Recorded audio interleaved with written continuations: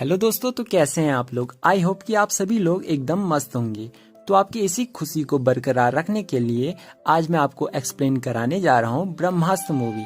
तो दोस्तों, movie start होती है और हमें दिखाया जाता है कि बहुत सारे साधु तपस्या करते हैं, जिसके फलस्वरूप उन्हें विभिन्न प्रकार के अस्त्र प्राप्त होते हैं। उन्हीं में से एक अस्त्र का नाम है ब्रह्मास्त्र। धीरे धीरे समय बीतता है और ये अस्त्र एक के बाद एक उनके संतानों को मिलते रहते हैं। तभी हम अपने प्रेजेंट में आते हैं और हमारे हीरो की एंट्री होती है, जिसका नाम शिवा है। शिवा एक मंदिर में जाता है, तभी उसे कुछ दिखने लगता है, जो होता है उसका एक दोस्त। शिवा को ना ही अपने उस दोस्त के बारे में पता है और ना ही अपने अंदर छुपी शक्तियों के बारे में। तभी उसके दोस्त को कुछ लोग मारने लगते हैं और ब्रह्म अस्त्र के एक हिस्से की मांग करते हैं। और उस दोस्त के पास एक अस्त्र होता है जिसका नाम है वानर अस्त्र, जिसके कारण उसका दोस्त वहां से बच निकलने में सफल हो जाता है। उसने ब्रह्म अस्त्र के उस हिस्से को एक दूरबीन के रूप में छुपा कर रखा था। लेकिन तभी हमारी मूवी में विलन यानी जुनून की एंट्री हो जाती है, जो उससे ब्रह्म अस्त्र और उसके पैरों पर बांधने वाला अस्त्र जो वानर अस्त्र है उसे ले लेती है। ये सब हमारा हीरो शिवा महसूस कर लेता है। तभी अचानक से एंट्री लेती है हमारी हीरोइन, जिसका नाम है ईसा। शिवा को पहली ही नजर में उससे प्यार हो जाता है। अचानक से ईसा गायब जैसी हो जाती है, जो कुछ दिनों बाद उसे मिलती है। शिवा उससे बातें करने की कोशिश करता है, जिसमें वह सफल भी हो जाता है। ईसा शिवा को अपने साथ पार्टी पर बुलाती है, पर शिवा मना कर देता है क्योंकि उसने कहीं और जाना है। ईसा भी उसके साथ आने की बात करती है। फिर वो दोनों निकल जाते हैं। वहां से जाने के बाद ईसा देखती है कि वह अनाथालय में एक छोटी सी बच्ची का बर्थडे है, जिसे देखकर वह बहुत इम्प्रेस होती है। फिर शिवा उसे अपना रूम दिखाता है और बताता है कि उसकी माँ बचपन में ही मर गई थी और पिता के बारे में उसे कुछ भी पता नहीं है, और उसके पास माँ की बस एक निशानी है और वो है शंख। तभी हमारे शिवा को फिर से कुछ दिखने लगता है और वह देखता है कि जुनून ने उसके दोस्त पर काबू पा लिया है। और अब जुनून उससे ब्रह्म अस्त्र के दूसरे रक्षक के बारे में पूछती है और उसका दोस्त अनीस सेट्टी का नाम बता देता है। जुनूस उससे और चीजें भी पूछती है, पर अब वह उसका दोस्त अपने आप पर काबू पा लेता है, जिसके बाद वह उसे मार देते हैं। दूसरे दिन जब शिवा होश में आता है तो वह बच्चों से ईसा के बारे में पूछता है, जिस पर बच्चे उसे ईसा का पता बता देते हैं और कहते हैं कि वो लड़की आज मंदिर में आएगी। शिवा हमारा तुरंत मंदिर की ओर निकल जाता है, जहां उसे एक अखबार में पता चलता है कि उसका दोस्त जो उसे दिखता था वह सच में था और वह कल रात मर चुका है। तभी वहां ईसा भी आती है। बहुत सारी बातें ईसा को बता देता है और साथ में कहता है कि किलर अब अनीस सेट्टी को ढूंढ रहे हैं। तभी ईसा लैपटॉप पर सर्च करती है तो उसे वह इंसान वहां मिल जाता है, जिसके बाद ईसा को उसकी सारी बातों पर भरोसा आ जाता है। फिर वो दोनों अनीस सेट्टी को बचाने के लिए निकल जाते हैं।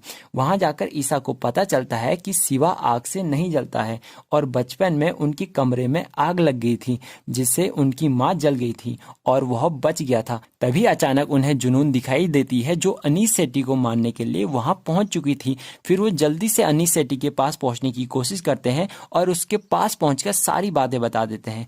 तभी उनके और किलरों के बीच मारपीट होती है, जिसमें एक गोली अनीस सेट्टी को भी लग जाती है, जिसके बाद वो तीनों किसी प्रकार से बच के वहां से कार में निकल जाते हैं। फिर वो तीनों आश्रम की ओर चले जाते हैं, जहां उनके गुरु रहते हैं। कुछ समय बाद उन्हें पता चलता है कि वो किलर उनका पीछा कर रहे हैं। तभी अनीस शिवा और ईसा को ब्रह्म अस्त्र का एक हिस्सा देकर वहां से भेज देते हैं और जुनून और उसके साथियों का सामना करने के लिए खुद रुक जाते हैं। फिर अनीस और किलर का आमना सामना होता है, जिसमें अनीस की मौत हो जाती है। तभी एक किलर शिवा और ईसा के पीछे भी आ जाता है। किसी प्रकार से वो लड़ते लड़ते आश्रम तक पहुंच जाते हैं। शिवा आश्रम का गेट खोलने के लिए अंदर की ओर जाता है। तभी किलर उन पर हमला कर देता है। तभी शिवा अपना हाथ उस किलर की ओर करता है। तभी उसके हाथ से अग्नि निकलने लगती है, जिससे फाइनली में वो किलर आखिर में मर जाता है।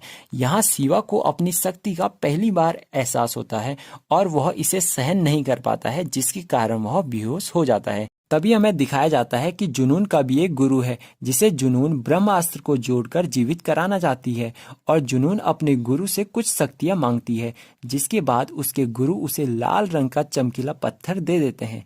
तभी हमें दिखाया जाता है कि हमारा शिवा होश में आ चुका है और वो देखता है कि आश्रम में बहुत सारे लोग आए हैं, सबके पास कोई ना कोई शक्ति है।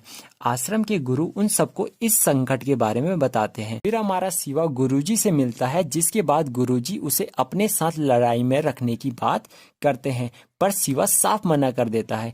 पर गुरुजी उसे बताते हैं कि तुम्हारे माता पिता भी एक योद्धा थे, अगर तुम्हें अपने माता पिता के बारे में कुछ जानना है तो तुम्हें यहाँ रुकना पड़ेगा।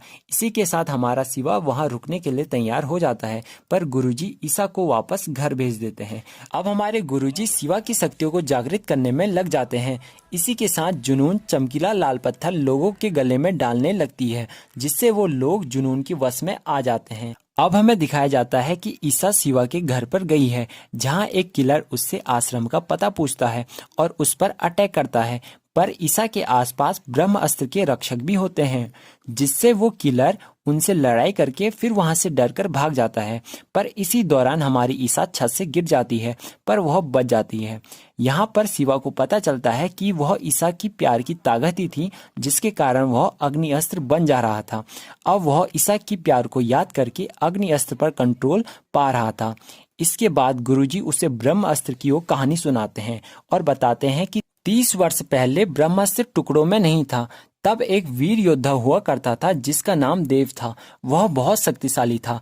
उसने सभी को हराकर ब्रह्मास्त्र अपने हक में ले लिया। तभी उसका सामना एक और योद्धा से हुआ, जिसने ब्रह्मास्त्र को 3 भागों में तोड़ दिया। उस योद्धा का नाम है अमृता। इस युद्ध के बाद देव और अमृता का कोई भी पता नहीं चला और हमें ब्रह्मास्त्र के केवल 2 ही हिस्से प्राप्त हुए। यहीं पर शिवा को पता चलता है कि देव और अमृता कोई और नहीं बल्कि उसके माता पिता हैं। तभी हमें दिखाया जाता है कि जुनून ने अपनी पूरी एक फौज तैयार कर ली है। अब उसे आश्रम का पता भी चल चुका है। अब गुरुजी ने ईसा को आश्रम पर बुलाया, जो शिवा की माँ की आखिरी ईशानी लेकर वहां आती है। यहाँ हमें पता चलता है कि वह एक शंख नहीं बल्कि ब्रह्मांड का तीसरा हिस्सा होता है। और हमें यहीं पे पता चलता है कि उस लड़ाई में देव भी बच जाता है, जो जुनून का गुरु होता है। अब वो सब आश्रम से जाने की कोशिश करते हैं। तभी वहां जुनून अपनी सेना लेकर आ जाती है और उन पर हमला करने पे लग जाती है। वो सब उन्हें मारने लगते हैं और जुनून ब्रह्मास्त्र का 2 हिस्से छीनकर उन्हें जोड़ देती है। अब वो शिवा से ब्रह्मास्त्र का तीसरा हिस्सा लेना चाहते हैं, जिसके लिए बहुत भयंकर युद्ध होता है। जुनून शिवा की अग्नि अस्त्र को काबू में करने के लिए जलास्त्र का प्रयोग करती है, जिससे शिवा की शक्ति कम पड़ने लगती है और इसी के साथ उनका एक योद्धा भी मारा जाता है। तभी जुनून के पास ब्रह्मास्त्र के 3 हिस्से लग जाते हैं, जिसे वो जोड़ देती है। तभी संपूर्ण धरती लावे की तरह फटने लगती है। चारों तरफ रोशनी ही रोशनी छा जाती है और आसमान से एक दिव्य शक्ति प्रकट हो जाती है, जो धरती पर धीरे धीरे फैलने लगती है और सब कुछ तबाह करने पे लग जाती है।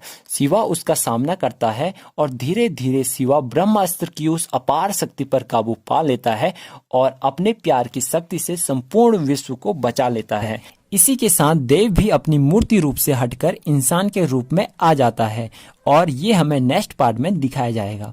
मूवी की बात करें तो मूवी बहुत ज्यादा बढ़िया है। सभी के पास कोई न कोई अस्त्र शस्त्र हैं। मूवी देखने के बाद मुझे भी ऐसा लगता है कि 1-2 अस्त्र शस्त्र तो हम भी डिजर्व करते हैं। चलो कोई नहीं, कोई दिव्य शक्ति हमारे पास हो या ना हो, पर आपके पास एक शक्ति है और वो है सब्सक्राइब करने की शक्ति। तो दोस्तों, आपको यह वीडियो कैसी लगी कमेंट बॉक्स में जरूर बताएं और आगे आप कौन सी मूवी देखना चाहते हैं ये बताना ना भूलें। मिलते हैं दोस्तों किसी नए धमाकेदार मूवी में। तब तक के लिए बाय बाय।